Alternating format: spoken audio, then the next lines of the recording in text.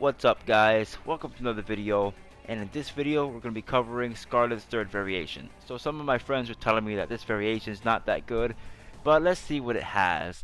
So this variation has three new moves, has the Crimson Shield, Boiling Point, and the Red Mist. Alright, so the Crimson Shield, okay, this move already takes 64 frames to come out, so that's like over a second. And what it does is it reduces the damage she receives. So it reduces the damage by 15%. So like if I were to take 100 damage, I would only take 85. And the same thing goes for Chip. Alright, so let me show you an example. Katana kicks me, does 50 damage. Let me activate this. Only does 42.5. If you do the math, that's a reduction of 7.5 damage from the 50. That times 2 is 15%.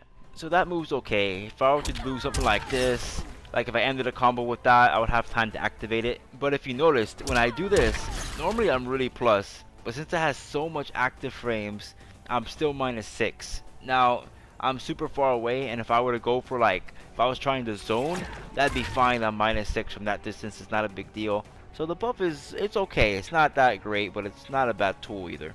And now the next move is this projectile here, the Boiling Point.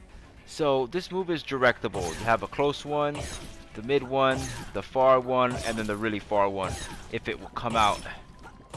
I'm really bad, guys.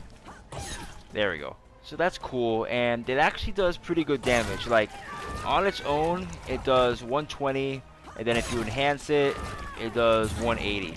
Now unfortunately it doesn't give you any health back, but that's still cool. So like it complements her zoning, because she still got this projectile, this one. So she loses her tongue projectile, but we'll get to what it gets replaced with in a second. But at least she gains this projectile even though she loses the other one. Now the move they replaced the tongue with was this one right here. Even though it's not technically a projectile, it's like the same input. So like this is the move that takes that one away. So it is pretty cool. So like what it does is it puts a buff on yourself. So like when you're close to the opponent, it does damage over time. And like if you do it in a combo, it like leads to a restand. So let me show you some unique combos that Skarlet has in this variation.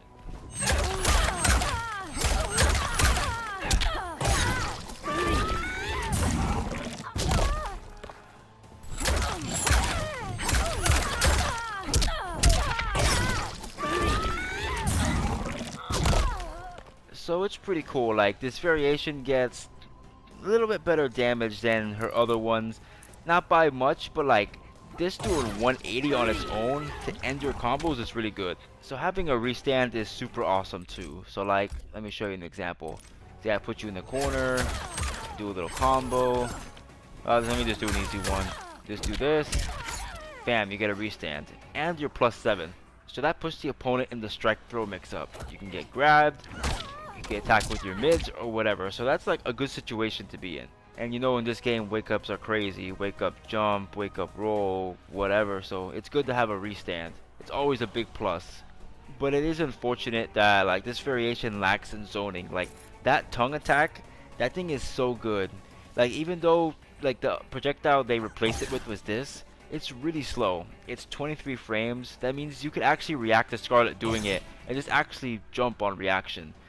Now you could, like if you're at max range, you can throw this out and then throw this out. Like that's kind of weird, but you know what I'm saying. Like you throw a slow projectile and then forces the opponent to duck, and then you're actually able to like get chip or hit the opponent with that.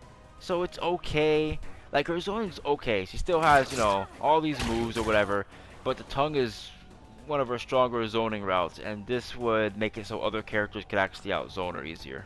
So overall, I think this variation is a little bit underwhelming. Like this move, it's okay, but it takes so much startup. Like maybe if you do a combo like this, then you can put it out there. It complements zoning, but this character, it's still okay. This variation is still good at zoning, don't get me wrong, but it's not as good as her other variations. It doesn't have the tongue attack that the other two variations have. And the second variation has the slow version of this, and that gives you the ability to get in, get like the overhead low mix-ups and whatnot. So she loses that, and she doesn't gain much in return. Like having a restand is okay, but Skarlet having a restand is not that good. Let me get into why. So the reason why having a restand is actually not even that big of a deal for Skarlet is because all her strings are bad. So I'm gonna show you. Let me highlight all her strings. Okay, this one, this one, this one, boom, boom, boom, boom. Okay, that's all her strings. I have Katana the flawless block. So let me show you the issues here. Alright, this string, okay, flawless block gap. This string, flawless block gap. This string, there's no gap, but it's punishable. Let's see, this string, there's a gap. This string, there's a gap. This one, there's not, at least the plus frames. It's a really good string, but it starts off in a high. So you can get ducked, counter poked, uppercutted, or whatever. And then of course the last string, which I think is her best mid, it has a flawless block gap. So okay, you get a restand. You have 7 hit advantage. So what can you do? You can do this move, you can do this move. Like, okay, cool. They block it, you do the follow-up string, you get flawless blocked up 2, then you get punished. It's like, okay, then you can stagger it. Alright, you can do that. But like, once you start flawless blocking them, they're gonna start staggering, and then once you know they're gonna start staggering, that gives you the opportunity to challenge them and press buttons and whatnot. I mean, and the best thing that you can get is if the opponent's trying to flawless block, you can stagger, and then maybe you get in the throw. But look at her throw. So her forward throw leaves her super far away, and her back throw does the same thing. Now granted, Skarlet is a zoner and she wants that, but this variation wants 2 things. Like, it gives you a restand and a move that damages the opponent over time. It's like it wants you to go in. It gives you better damage combos, which this is a good damage combo. Like, we did like 320, 330 in the ones I showed earlier. But then this character as a base level was designed as a zoner, but her zoning is weaker in this variation. So I don't know what the point of this variation is, honestly. And in my opinion, I think Skarlet's first variation is actually her best one, because that one has her parry, and she can use her parry to actually fix her flawless block issues. Like, if you were to do this, for example, and then cancel into your parry, if the opponent were to do a flawless block up 3 or a flawless block up 2, then you could actually punish the flawless block with the parry. And that would add a layer of mind games to it that's actually in Skarlet's favor. Because as this variation is on its own, the mind games are against her. She has to be scared of doing one of her best mids. She has to be scared of doing it, and that's so bad. And this variation, it seems like it wants it to be a pressure character, because it's definitely not a zoner, because this is very slow. And I fought some Skarlets like that. It maybe caught me once the whole match, aside from a combo of course, and her zoning is kind of lackluster. Most characters can out-zone her. Well, most good zoners like Cassie's Digital Soldier or Sindel or whatever. And I want to give shout outs to my friend KHD. He was playing Skarlet earlier, and like, this goes back to what I was saying about the first variation and the parry. He was doing this string, so I started flawless blocking him.